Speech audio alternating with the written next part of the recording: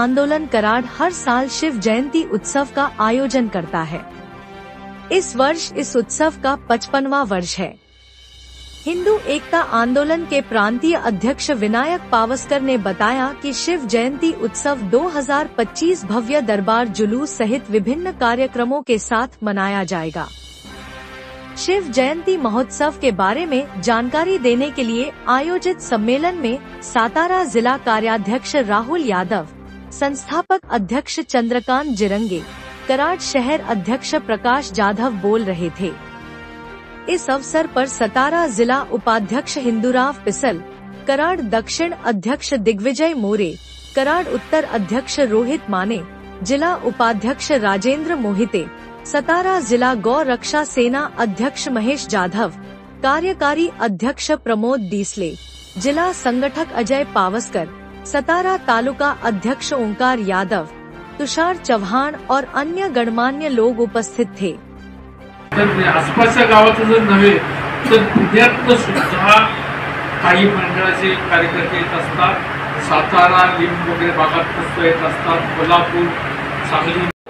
कोल्हापूर, सांगली, इचलकरंजी, रत्नागिरी, धुळे, नाशिक, सोलापूर या ठिकाणचा काम चांगल्या पद्धतीने चालू झालेला आहे। यंदाची 2025ची शिवजयंती ज्याप्रमाणे गेले 55 वर्ष शिवजयंती होती त्याच पद्धतीनं चांगल्या पद्धतीनं आणि मोठ्या प्रमाणावर शिवजयंती यावर्षी सुद्धा होणार। यावर्षी 28, 29, 30 या दिवशी शिवजयंती होणार आहे। कारण आपण कराडकरांची शिवजयंती 3 दिवसाची असती, ही गेल्या 15 वर्षापासून आपण ती करीत आहोत। दरवर्षीप्रमाणे पहिल्या दिवशी 28 तारखेला सावडी चौकामध्ये जे मेन आपलं ठिकाण आहे हिंदू एकतेचा 55 वर्ष ज्या ठिकाणी मंडप असतो त्या ठिकाणी ते शिवाजी महाराजांच्या मूर्तीची प्रतिष्ठापना होईल। आणि त्यानंतर दुसऱ्या दिवशी सकाळी 8 वाजल्यापासून संपूर्ण कराड शहर, कराड तालुका, सातारा जिल्हा या ठिकाणी प्रतिष्ठापना प्रत्येक मंडळाच्या प्रत्येक गावामध्ये प्रतिष्ठापना होती। त्या दिवशी संध्याकाळी काही गावामध्ये मलकापूर असेल, आणखी काही गावं असतील या ठिकाणी त्या ठिकाणी मिरवणुका असतात शिवजयंतीच्या, त्याही प्रत्येक गावात होणार।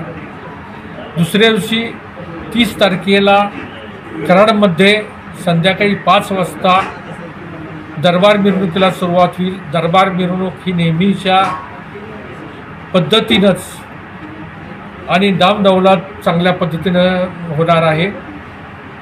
ह्यामध्ये अनेक नागरिक सहभागी होतात, महिला सहभागी होतात, गावोगावचे युवक हे या ठिकाणी सहभागी होतात आणि या ठिकाणी शिवजयंती शान तर वाढवतातच, पण कराडकरांचं कराडचं वैभव म्हणून त्या ठिकाणी पाहिलं जातं, त्याची शानही वाढली जाते। एक कराड शहर हे शिवजयंती कराड शहराची हे पर्यटन टाईप व्हावं आणि लोकांनी बाहेर न बघायला यावं अशा पद्धतीनं आपण मागल्या काही वर्षापासून चालू केली आणि त्याला चांगला प्रतिसाद मिळतो।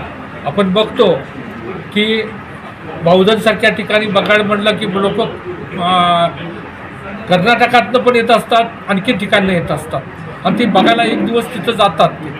तर तशा पद्धतीची ही मिरवणूक असावी की जेणेकरून महाराष्ट्रातनं तर महाराष्ट्राच्या बाहेरची लोक बघायला आलं पाहिजेत। आज महाराष्ट्रातले काही अनेक येतातच, आता ह्या वर्षी सुद्धा धुळ्याची आणखी श्रीरामपूरची लोक येणारच आहेत बघण्यासाठी।